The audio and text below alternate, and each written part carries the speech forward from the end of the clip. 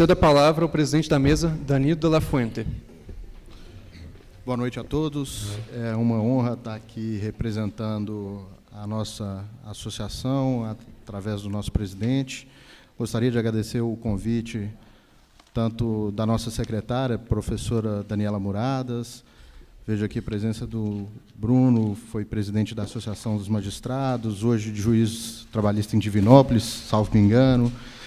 Professor José Luiz, tive a honra de participar em alguns congressos e seminários do senhor, fui aluno da esposa do senhor também, e é um tema hoje que vem refletindo extrema preocupação a todos nós operadores do direito, todos nós que lidamos com direito, que lidamos com questões da sociedade, e que, obviamente, não poderia ser diferente a postura e o posicionamento da AMAT em ser contrário a essa reforma apresentada, a condição que ela é imposta e lançada, né, como voto, como se democrática fosse. Eu não posso nem pretender delongar com algumas palavras, porque não é meu papel aqui e estaria atropelando o tempo dos debatedores, dos palestrantes. Com isso, eu passo a palavra à nossa primeira debatedora, a professora Ana Selva, que faça a explanação do tema. Muito obrigado. Bom, boa noite a todos. Eu começo agradecendo, né, o convite para participar dessa mesa e elogiando a iniciativa, né, desse seminário.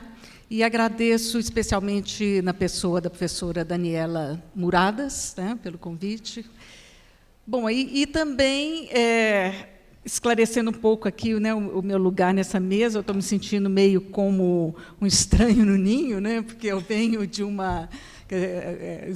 eu venho da filosofia, né, e quando a Daniela me convidou, né, eu ainda perguntei, é isso mesmo? Né, porque nós vamos tratar aqui, né, da questão das reformas, né, trabalhista e previdenciária, e, evidentemente, o que eu vou falar é muito mais um arcabouço teórico, né, a partir do qual a gente pode compreender genericamente o que está em jogo, né, nessas reformas, mas eu vou me esquivar totalmente de tratar de questões contingentes relativas a essas reformas, né, que são muito mais pertinentes aqui ao campo do direito, né, e que outros palestrantes estarão muito mais à vontade para tratar. Tá?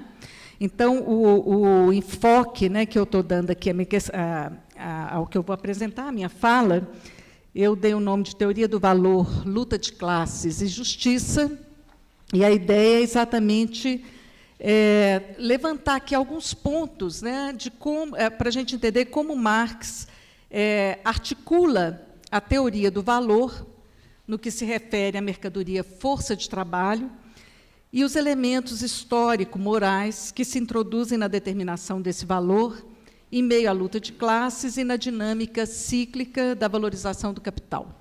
Então, tentar entender um pouquinho, né, como que esses dois fatores se compõem dinamicamente, como que eles se contrapõem, né, em muitos momentos, e, a partir dessa correlação, elencar também alguns elementos, a partir dos textos do autor, no tocante à questão da justiça. Então, né, trabalhar esse conjunto de questões e, por fim, ainda de uma maneira bastante genérica, muito introdutória, então, nos aproximarmos das questões aí que estão em jogo na atualidade. Bom, eu vou começar a articular esse conjunto de questões retomando o momento do pensamento de Marx, que é justamente o momento de sua inflexão teórica, né, quando ele, em 1843, escreve a Crítica à Filosofia do Direito de Hegel, né, que é um momento no qual vai se dar ruptura com o instrumental teórico idealista, do qual ele se valia até então, e vai se dar ruptura com a ideia do Estado racional, do Estado enquanto organismo moral e como instância de garantia da universalidade dos direitos. De fato, a sua incursão, né, acerca das questões materiais, a que ele vai se referir posteriormente, né, como tendo um grande peso na sua formação como filósofo, né, e que se deu no período da Gazeta Renana, logo ali, com Marx bastante recém-formado, né, recém-doutorado, muito novo ainda, né?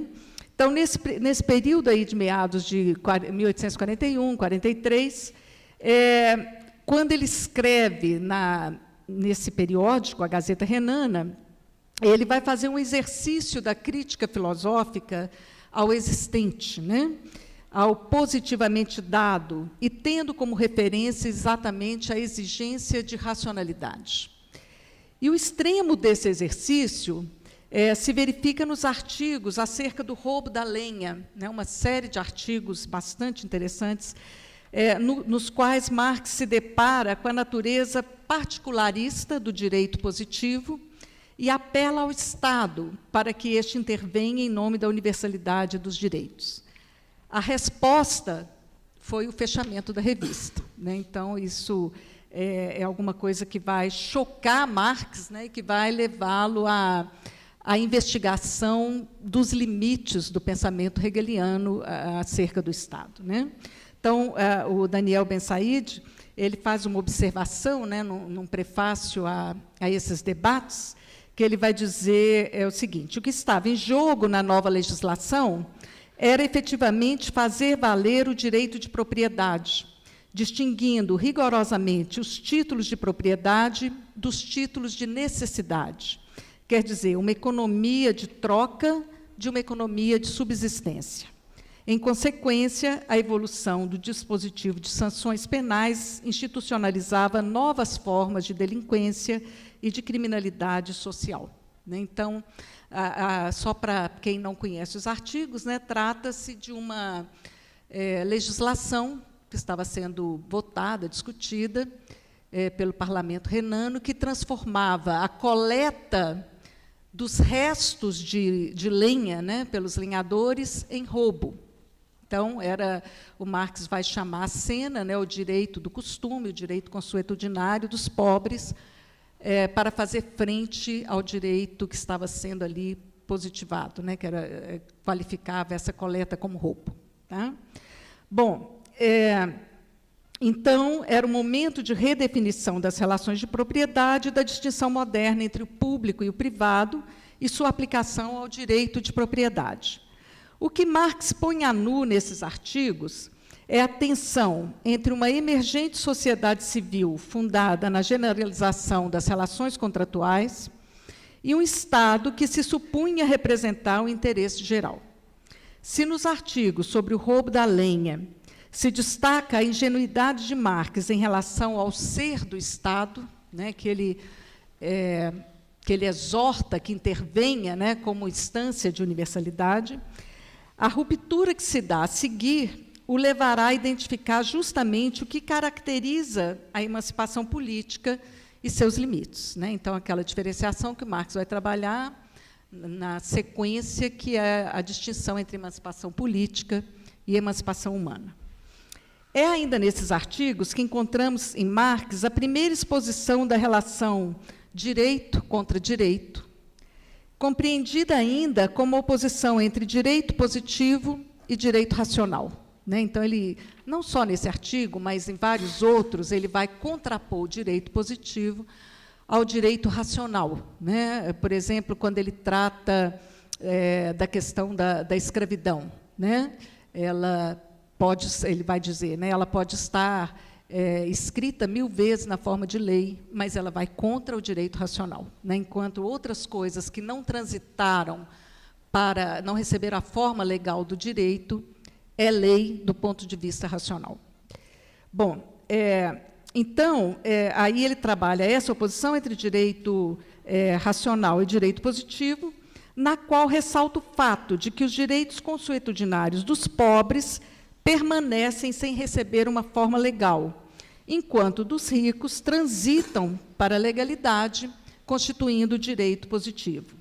Se o apelo à racionalidade incorporada no Estado falha nesse momento, coube a Marx fazer a crítica de seu instrumental teórico e compreender as reais relações entre Estado, direito e sociedade civil, o que encontra sua formulação madura em O Capital, quando ele dirá: entre dois direitos iguais, decide a força. Trazer esse momento inicial da reflexão de Marx pode nos ajudar a pensar os nossos dias, e eu sublinho aqui dois aspectos, né? O primeiro, pela compreensão que Marx nos traz do direito como uma ideologia que não tem história própria, não se desenvolve a partir de uma racionalidade intrínseca, mas sim que opera uma certa inteligibilidade das relações sociais concretas e, a partir daí, as normatiza no interior de um conjunto sistemático e específico de categorias.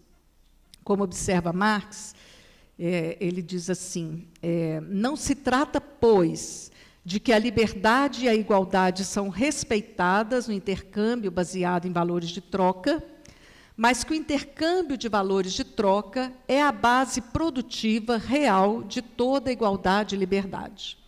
Estas, como ideias puras, são meras expressões idealizadas daquelas, ao desenvolver-se em relações jurídicas, políticas e sociais. Essas são somente aquela base elevada a outra potência.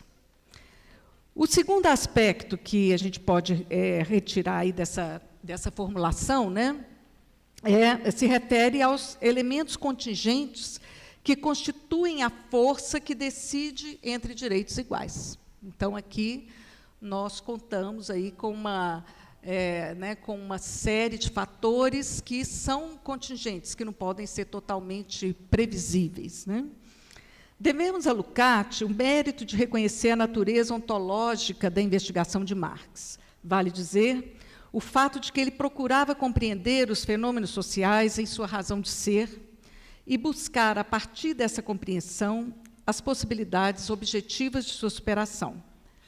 Numa postura diante da objetividade que evitava a recaída em um apelo moral calcado sobre uma noção abstrata de justiça social.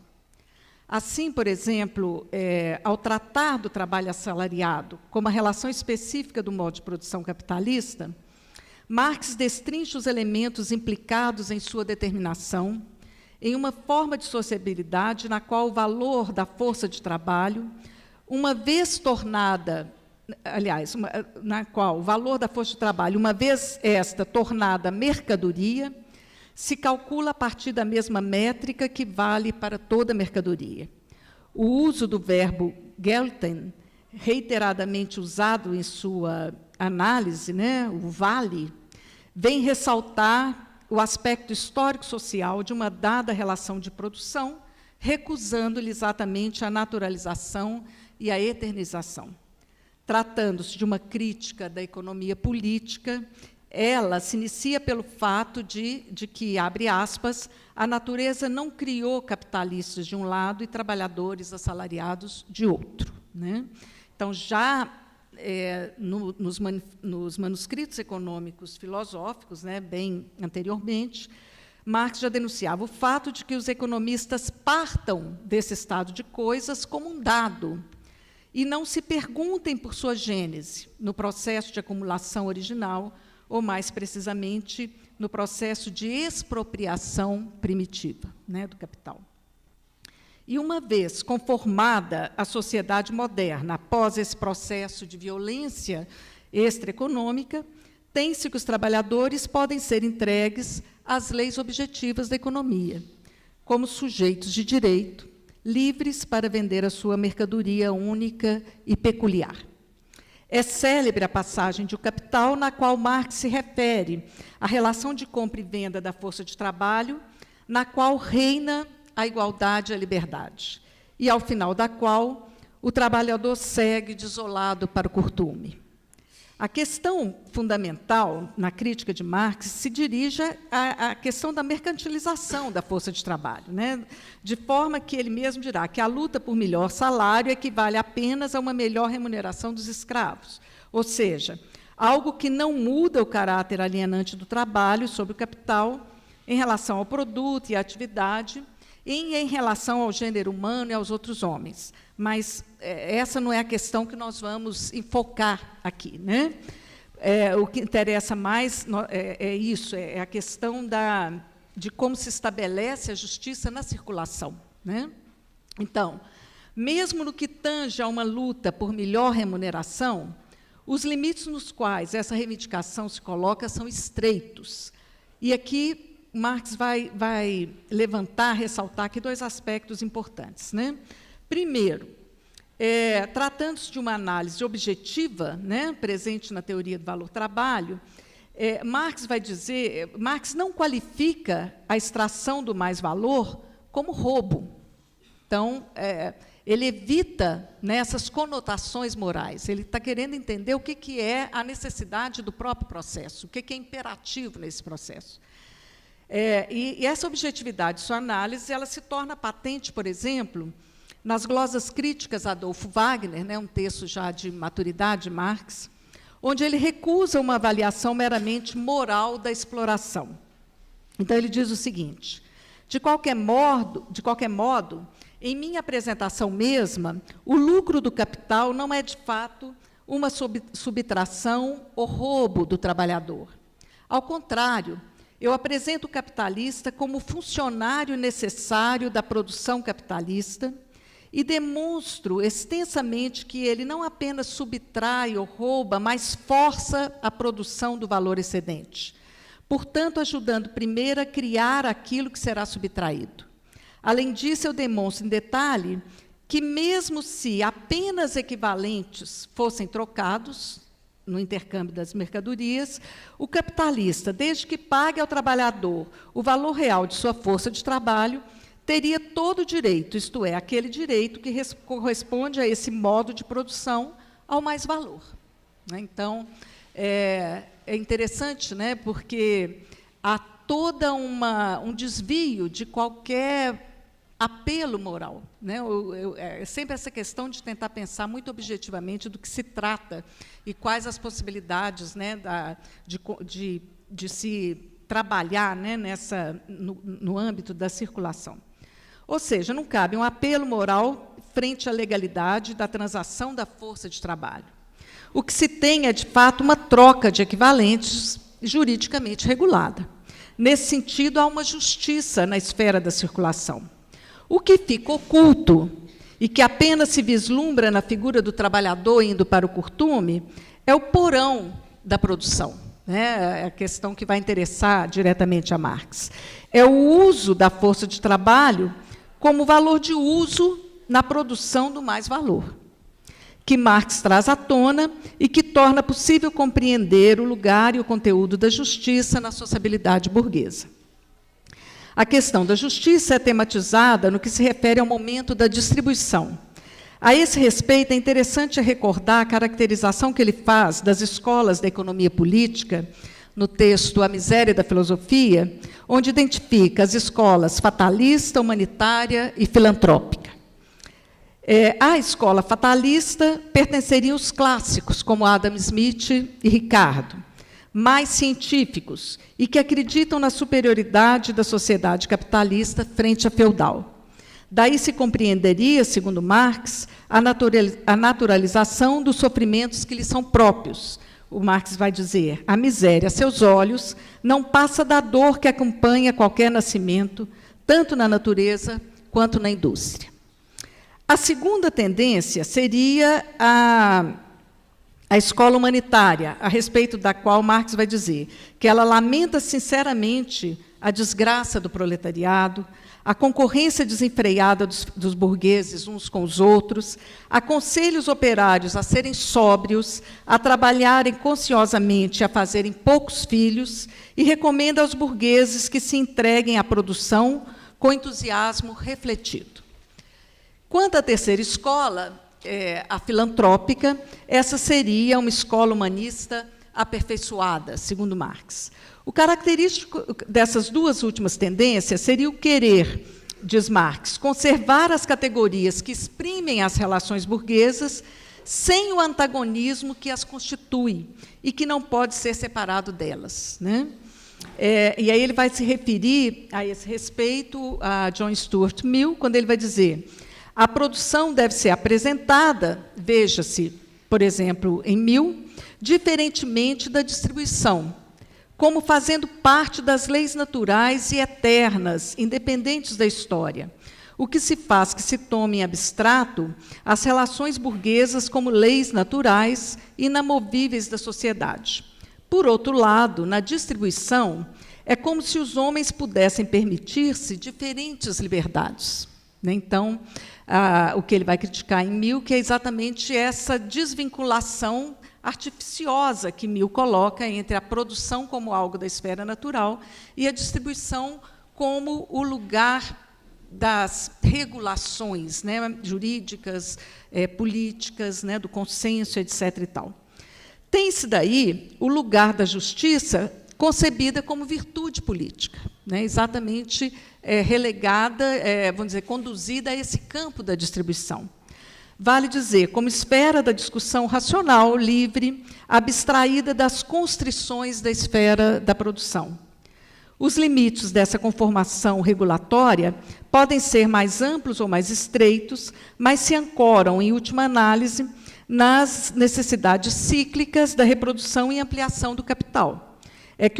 O que o Marx esclarece da seguinte forma: as leis e condições da produção de riqueza e as leis da distribuição da riqueza são as mesmas leis, sob formas distintas, e ambas se transformam e estão submetidas ao mesmo processo histórico. São, em suma, momentos de um mesmo processo histórico.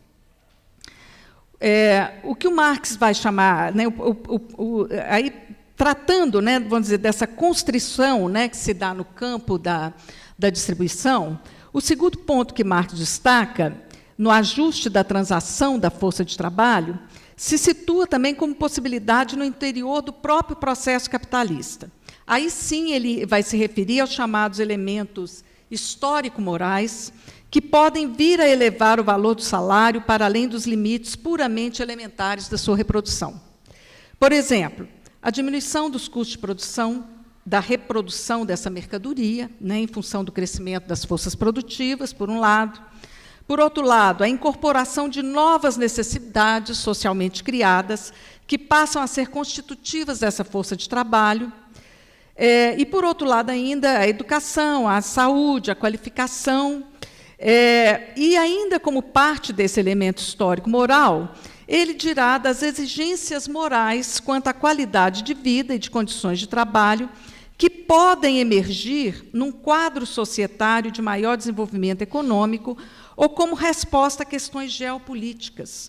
A gente poderia pensar que, por exemplo, o estado de bem-estar social, né, no momento peculiar do desenvolvimento capitalista e no momento de contraposição ao socialismo. Né? Então, é disso que está falando. Esses elementos histórico-morais, sim, eles entram aí como fatores contingentes, mas eles têm um limite, não há uma força ilimitada desses fatores, né? Todos eles são reconhecidos como interferindo na determinação final do valor da força de trabalho, mas o que Marx quer essencialmente demonstrar é que esse elemento histórico e moral se submete, entretanto, ao próprio movimento econômico. Ele atua entre os limites do aceitável e do possível no ajuste de salários, refletindo as condições tradicionais de vida de um determinado país ou região, bem como o nível de organização dos trabalhadores. Também aqui, como para qualquer mercadoria, o preço oscila em torno do valor, em virtude das contingências históricos-sociais. É o que podemos depreender da passagem na qual ele sublinha que esse elemento histórico-social, que entra no valor do trabalho, pode aumentar, contrair-se ou desaparecer completamente, de modo a que nada mais reste além do limite físico.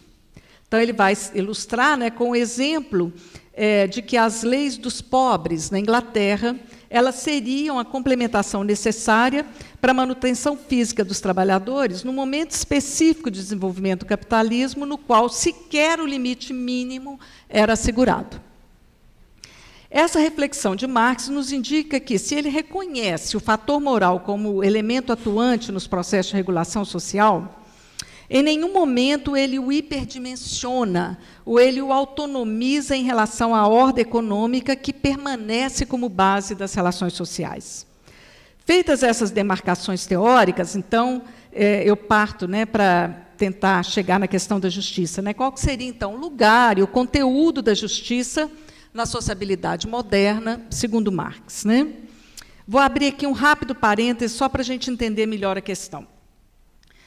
O Perelman, naquela obra Ética e Direito, ele procura examinar os diferentes sentidos da noção de justiça para deles extrair um substrato comum, a igualdade, que o conduzirá ao conceito de justiça formal ou abstrata. E o Perelman identifica um princípio formal de justiça que se assenta sobre uma forma de igualdade e que ele enuncia assim, abre aspas, ser justo é tratar da mesma forma os seres que são iguais em certo ponto de vista, que possuem uma mesma característica, a única que se deve levar em conta na administração da justiça.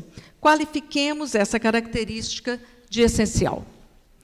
E, a partir, então, desse conceito de justiça formal ou abstrata, ele observa-se, então, que as concepções concretas de justiça, ou os princípios concretos de justiça, se distinguem à medida em que cada um deles erige um valor diverso, uma categoria diversa, para definir a pertinência dos indivíduos, e dentro, então, dessa categoria que vai ser essencial, aplicar-se-ia um tratamento igual.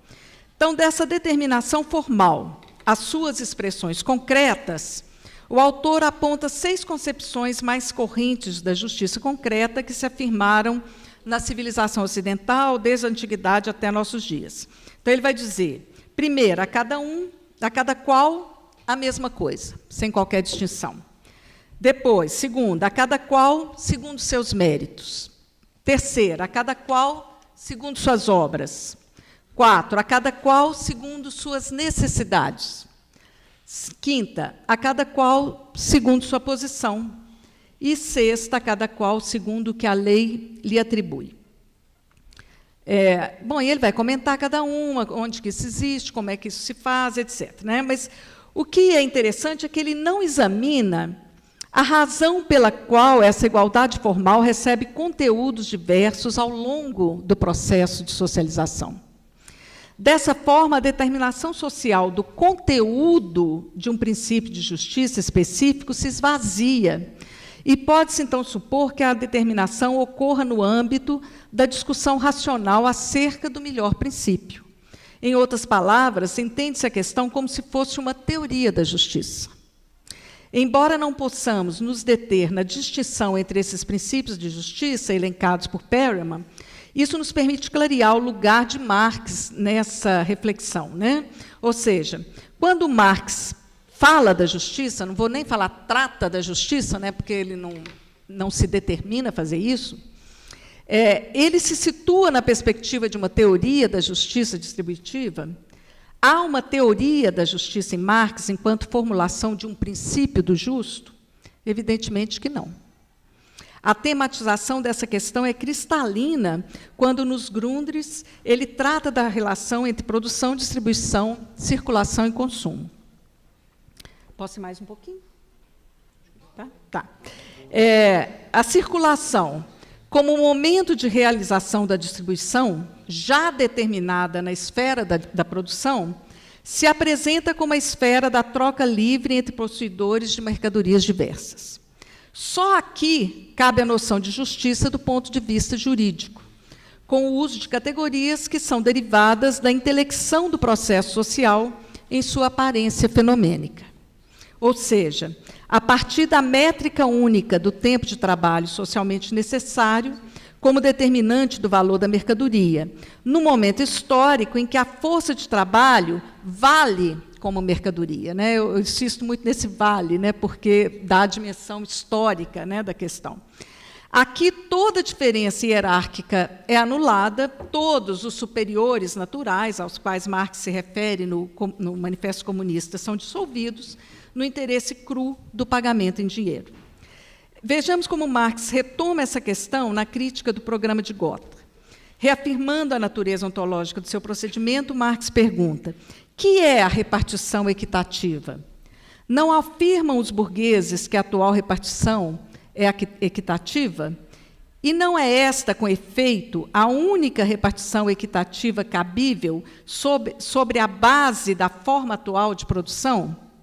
Acaso as relações econômicas são reguladas pelos conceitos jurídicos?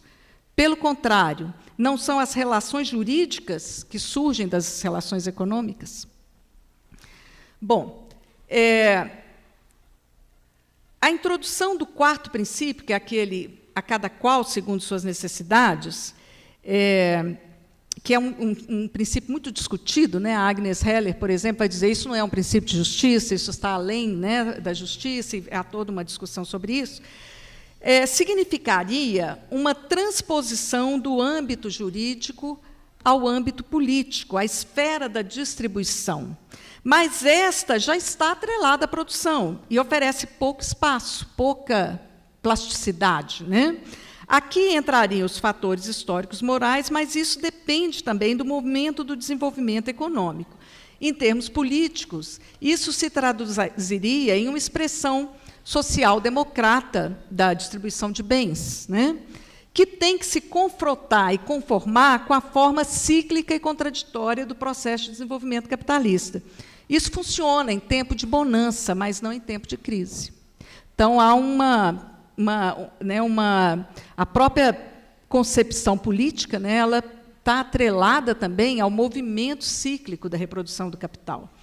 A crise do capital, relacionada aos limites de sua composição orgânica, que aqui não tem a mínima condição, né, de tratar agora, né, mas que expressa a sua contradição fundamental, ou seja, a necessidade constante do incremento das forças produtivas na forma do capital constante, e a manutenção da riqueza na forma da mercadoria, atrelada, portanto, à medida miserável do tempo de trabalho, né, como Marx dirá nos Grundrisse, nos conduz a essa solução, entre aspas, que nós vivenciamos hoje. A crise do capital é, em grande parte, transferida para a classe trabalhadora, né? A crise do capital já se deu. O que nós estamos vivendo agora é como que ela está sendo resolvida, transpondo o seu ônus para a classe trabalhadora, através das reformas trabalhistas, da lei de terceirização, da reforma previdenciária, né? E ela é resolvida também através dos mecanismos que podem sustentar a superprodução, ativando dessa forma os seus próprios limites, como nos adverte Mesaros, né, na forma, então, da produção destrutiva, que é uma outra grande questão, né, que se coloca em pauta. Bom, então, parece meio melancólica aqui a minha fala, né? Nós terminamos tudo atrelado. Bom, mas, para não terminar assim tão melancolicamente, né, o que a gente poderia pensar? Que toda crise ela também coloca uma possibilidade de superação, e que eu penso que hoje de uma maneira mais visível, né, no seguinte sentido, né? O Patucanes ele diz uma coisa interessante, ele fala assim: o desnudamento das raízes de uma ideologia é o sinal cabal de que seu fim se aproxima, né? Então, quer dizer, se aproxima por quê? Porque, para você desnudar as raízes de uma ideologia, já significa que algo novo está surgindo, um componente novo, objetivo, que, de certa forma, contrasta essa ideologia, né? Um bom exemplo disso é uma passagem de Engels, onde ele trabalha a questão da inexatidão econômica e exatidão histórica da seguinte maneira. Ele fala assim, é um texto um pouquinho longo, mas eu vou ler devagar. Engels diz o seguinte: a precedente aplicação da teoria de Ricardo, que mostra aos trabalhadores que a totalidade da produção social, que é produto seu, lhes pertence porque eles são os únicos produtores reais, leva diretamente ao comunismo. Mas ela é também, como faz compreender Marx, formalmente falsa, economicamente falando, porque é simplesmente uma aplicação da moral à economia. Segundo as leis da economia burguesa, a maior parte do produto não pertence aos trabalhadores que o criaram. Se então dissermos é injusto, não deve ser assim, isso nada tem a ver com a economia. Dizemos somente que esse fato econômico está em contradição com o nosso sentimento moral.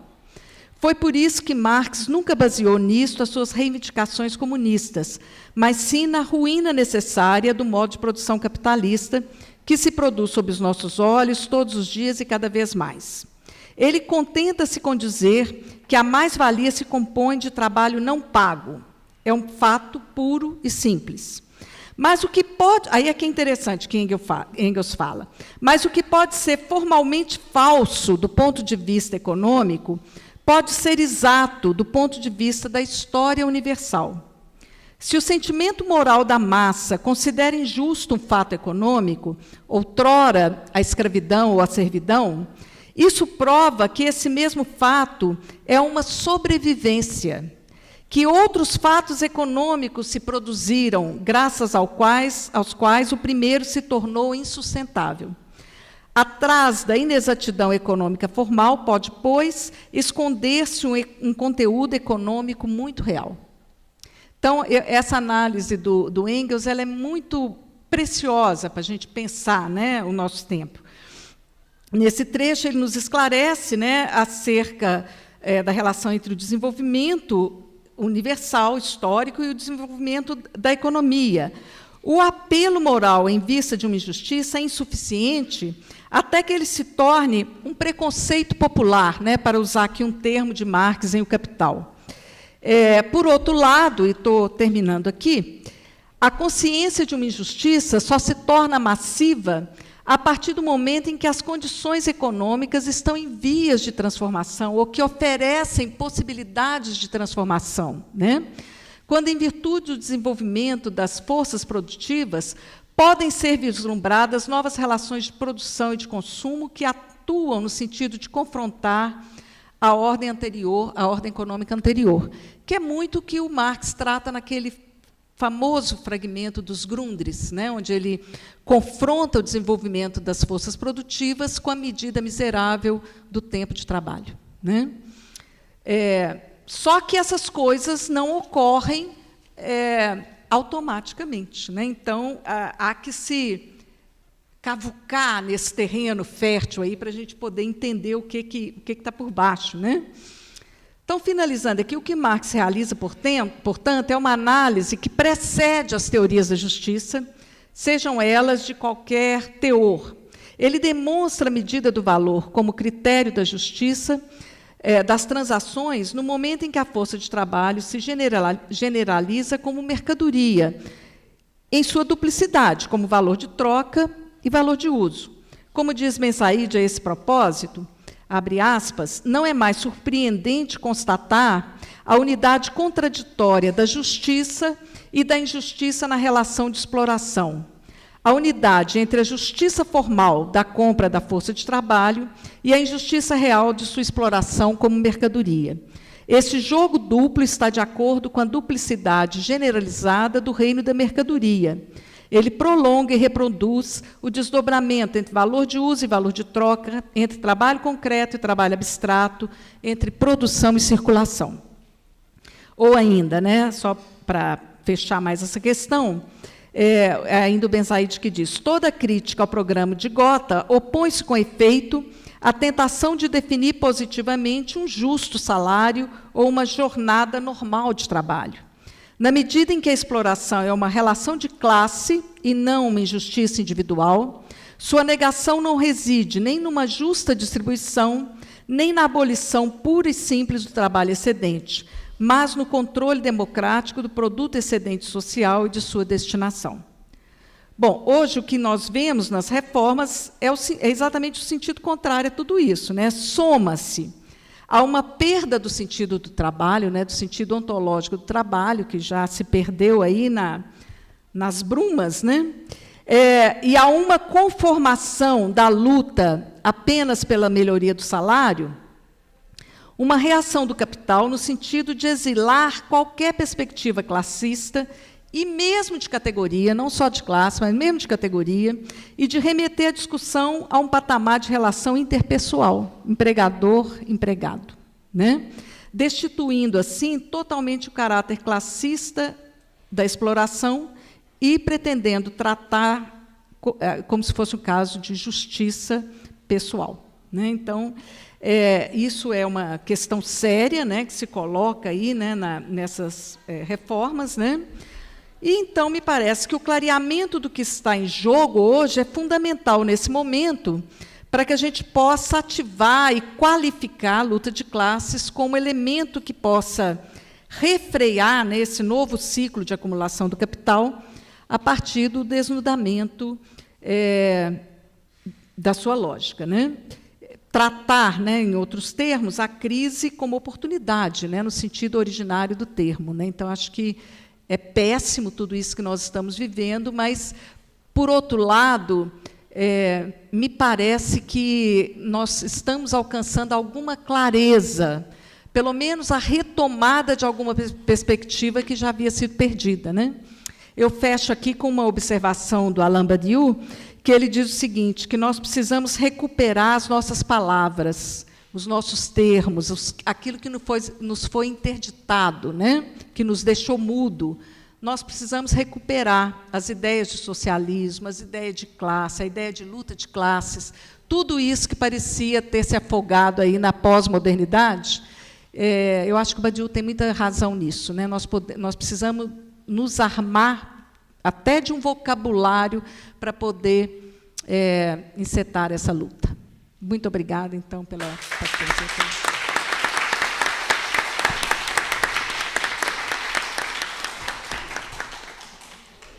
Agradeço à professora Ana Selva pela brilhante explanação.